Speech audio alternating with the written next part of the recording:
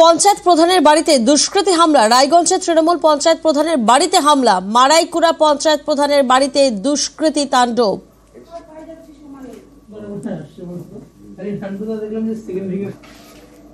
বাড়ি লক্ষ্য করে পাথর ছোড়া হয়, পাথর ছুঁড়ে ভাঙচুর চালানো হয়, বোমাবাজির পর্যন্ত অভিযোগ সামনে আসছে। প্রতিনিধি মুক্তা এই মুহূর্তে আমাদের সঙ্গে রয়েছেন, সরাসরি মুক্তার কাছে যাব। মুক্তা, যে ছবি আমরা দেখছি রীতিমতো পাথর ছোড়া হয়েছে, ভাঙচুর করা হয়েছে, কিন্তু পঞ্চায়েত প্রধানের বাড়িতে হামলা কেন? নেপথ্যে কে? দেখো প্রিয়াঙ্কা, আমরা এখন রয়েছি যে 10 নম্বর মারাইকুড়া যে গ্রাম পঞ্চায়েত তৃষা প্রামাণিক তার বাড়িতে প্রধানের আমরা দেখাবো। তার বাড়িতে ভোর রাত থেকেই কিন্তু এই বাড়িতে বোমাবাজি এবং ইট পাথরের বৃষ্টি বলে অভিযোগ করছেন যে এখানকার স্থানীয় যে গ্রাম পঞ্চায়েত প্রধান তৃষা প্রামাণিক। এবং আমরা সেই ছবি আরো দেখাবো যে ঘটনার খবর পেয়ে কিন্তু রায়গঞ্জ থানা করা হচ্ছে। আমরা দেখাবো, দেখতে পাচ্ছ যে বাড়ির উঠোনে কিন্তু একেবারে কাজ করে আছে এবং যেসব কাজগুলো রয়েছে সমস্ত ভাঙা হচ্ছে। দেখো প্রচুর কিন্তু ইটের টুকরা কিন্তু এই বাড়ির সামনে কিন্তু পড়ে আছে এবং অভিযোগ করছে যে বোমা চালানো হয়েছে। আমরা দেখাবো, এই যে তুমি দেখতে পাচ্ছ যে এখানে কিন্তু বোমার আঘাত লেগেছে। বোমার আঘাতে কিন্তু এখানকার যে দেওয়ালে চাপট রয়েছে সেটা কিন্তু ফেটে গেছে। সেই ছবি কিন্তু আমরা দেখাচ্ছি নিউজ 18 বাংলায়। এবং এই যে ভোর রাত থেকে যে বোমাবাজি এবং তাদের অভিযোগ যে এই এলাকায় বেশ কিছু দুষ্কৃতীরা রয়েছে, পাশে একটা ক্লাব রয়েছে, তার অভিযোগ সেখানে কিন্তু মদের আড্ডা এবং মেশিনের কারবারি করা হয় বলে এরকমই কিন্তু চাঞ্চল্যকর অভিযোগ পাচ্ছি এই দেবীনগরে। রায়গঞ্জের দেবীনগরের বেলতলায় কিন্তু দেবীতলায় কিন্তু তার বাড়ি। এই ভোররাত থেকে কিন্তু এখানে বোমাবাজি চালায়। কিন্তু এই যে বোমাবাজি চালিয়েছে কিন্তু এই তৃষা প্রামাণিক বা তার স্বামী যে কুশল প্রামাণিক, তারা কিন্তু আতঙ্কে রয়েছে। কিন্তু কি কারণে তারা বোমাবাজি চালিয়েছে বা বাড়ি ভাঙচুর চালালো এখনো কিন্তু তারা কিছু বুঝে উঠতে পারছে না।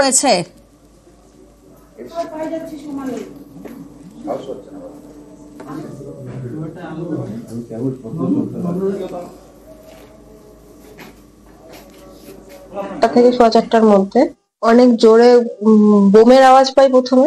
কেউ বা কাহারা বড় বড় ইট নিয়ে, মানে আমাদের যেহেতু কাচের বাউন্ডারি, সে কাচের জানালার মধ্যে ক্রমশ হিট করতে থাকে পাথর ছোড়ে। গুলিরও আওয়াজ পেয়েছি আমি, বোমের আওয়াজ তো প্রথমেই পেয়েছি। তারপর থেকে পাথর ছুটতে শুরু করে, ইট পাথরের বৃষ্টির মতো ছুড়ে যায়। এখানে কিছু দুষ্কৃতী এখন মনে হচ্ছে যে তৈরি হয়ে গেছে, তারা এই কাজটা করেছে। আমরা আশা রাখছিলাম যে পুলিশ আরো তাড়াতাড়ি একটু সক্রিয় হয়ে আসবে। এটা আমার মনে হয় রাজনৈতিক দিকেরই কোন রকমের শত্রুতা। দক্ষিণ দিনাজপুরে বিজেপি নেতার তোলাবাজি, কাউকে চাকরি পাইয়ে দেওয়ার নামে টাকা আদায়, কাউকে আবার ঘর পাইয়ে দেওয়ার নামে প্রতারণা। তপনে চাঞ্চল্যকর অভিযোগ বিজেপির মণ্ডল সভাপতির বিরুদ্ধে। অভিযোগ তুলেছেন বিজেপির স্থানীয় নেতাকর্মীরা, মানতে নারাজ মণ্ডল সভাপতি।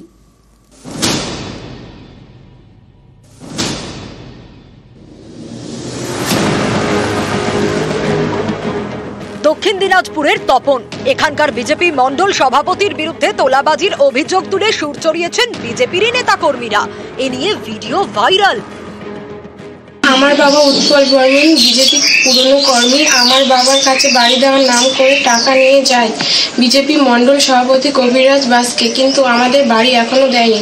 আমার স্বামীর থেকে বাড়ি দেওয়ার নাম করে বাপু টাকা নিয়ে গেছে। আমাদের এমএলএ কোটা থেকে বলে বাড়ি দিবে, কিন্তু বাড়িও দেয়নি, কিছুই দেয়নি। তপনের গোফানগর গ্রাম পঞ্চায়েতের সনকই। এখানে দীর্ঘদিন বুথ সভাপতির দায়িত্ব সামলেছেন বিজেপির স্বপনশীল। কয়েকদিন আগে তাকে সরিয়ে দেওয়া হয়। এরপরই তপনের বিজেপির মণ্ডল সভাপতি কবিরাজ বাস্কের বিরুদ্ধে সুর চড়ান স্বপন। তার অভিযোগ, এলাকায় তোলাবাজি করছেন বিজেপির মণ্ডল সভাপতি। ঘর দেওয়ার নামে টাকা আদায় করেছেন, রেলে চাকরি দেওয়ার নামেও টাকা তুলেছেন। আমাদের মন্ডল প্রেসিডেন্ট আমাদেরকে বলেছিল গরিব মানুষের জন্য ঘর দেওয়া হবে। প্রথমে বলেছিল 5,000 টাকা করে লাগবে। না না না, কোনো ঘর টর পাইনি, টাকাও পাইনি। একটা কাজের অফার করে আমাকে, তো প্রথমে অফার করেছিল 2-2.5 লাখ টাকা। তারপরে আমাকে বলেছিল যে তুমি এখন 30,000 টাকা দাও, পরে তোমার যখন কাজটা সম্পূর্ণ হবে তখন টাকাটা নিয়ে চলে যাচ্ছে আমাদের মন্ডল প্রেসিডেন্ট গুজরাটের নাম করে। আমি যেহেতু এর আগে আমি মন্ডল সভাপতির দায়িত্বে ছিলাম, তো বর্তমানে কে আবার আমাকে সাংগঠনিক ঘোষণা করেছে পুনরায়। তো এখানে রাজনীতির একটা প্রতিক্রিয়া থাকেই, কারণ এখনো আমাদের বিধায়ক আজও অব্দি এখনো কাউকেও ঘর দিতে পারেনি। এখানে হচ্ছে পদের লড়াই, চেয়ারের লড়াই। অনেকে হয়তো সেটা জোর জবরদস্তি করে আমার এই জায়গাটাকে নিতে চাইছে। ঘর দেবো এরকম, আমি ঘর দেওয়ার কে, এটা তো সরকারি পদ্ধতিতে হয়। মানে এখানে আমার একটা সন্দেহ লাগছে যে খবরা যদি এই কাজ করে থাকে তো এতদিন তারা কোথায় ছিল? হঠাৎ করে দ্বিতীয়বার সে মন্ডল সভাপতি নির্বাচিত হওয়ার পরে এই ঘটনাটা কেন? তারা কি মানে প্রকৃত বিজেপি কর্মী? তো দক্ষিণ দিনাজপুর থেকে অনুপ সান্যাল, নিউজ 18 বাংলা। সালিশি সভায় সামাজিক বয়কটের নির্দেশ, বিপাকে 3 পরিবার। তাদের সঙ্গে সম্পর্ক রাখলে 5,000 টাকা জরিমানার নির্দেশও দিয়েছে মাতব্বররা। এমনই চাঞ্চল্যকর অভিযোগ নদিয়ার চাপড়ায়। অন্যদিকে সালিশি সভায় মহিলাকে মারধরের অভিযোগ পূর্ব বর্ধমানের কেতুগ্রামে।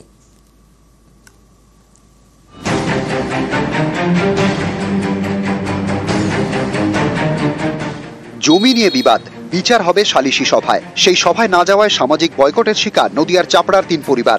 গ্রামের মধ্যে এক ঘরে মোট 15 জন। গ্রামের কেউ তাদের সঙ্গে কথা বলছেন না। দোকান বাজার থেকে বাচ্চাদের টিউশন সব বন্ধ।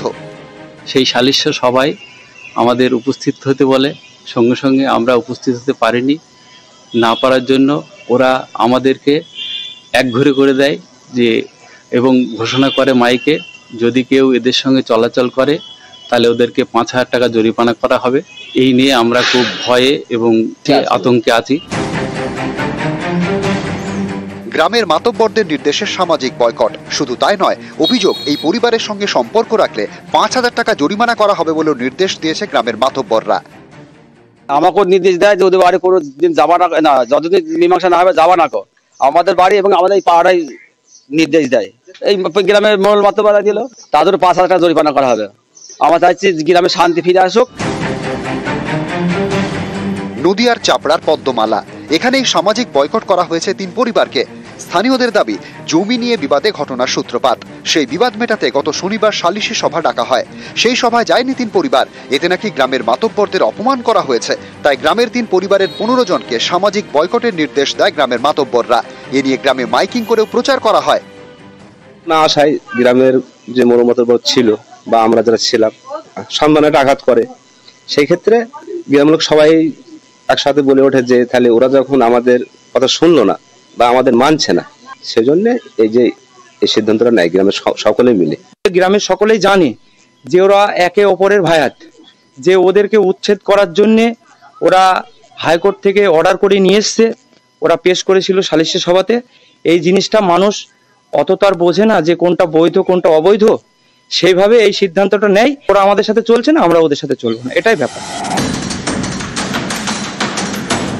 একই ছবি পূর্ব বর্ধমানের কেতুগ্রামের বেড়ু গ্রামে। এখানে সালিশি সভায় মহিলাকে মারধরের অভিযোগ। দোকানের ভাড়া নিয়ে বিবাদে সোমবার সালিশি সভা ডাকা হয়। স্থানীয় গ্রাম পঞ্চায়েত অফিসে বসে সালিশি সভা। সেখানে মহিলাকে মারধর এবং শ্লীলতাহানির অভিযোগ উঠেছে তৃণমূলের পঞ্চায়েত সদস্যের বিরুদ্ধে।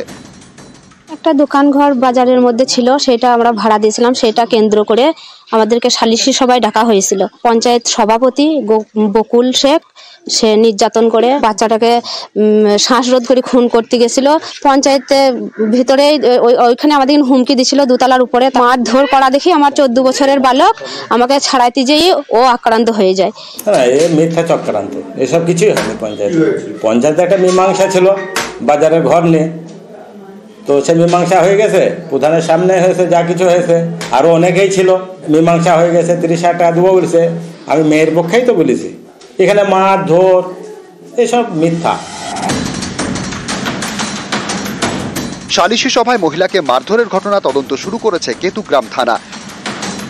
সমীর রুদ্র এবং রণদেব মুখোপাধ্যায়, নিউজ 18 বাংলা।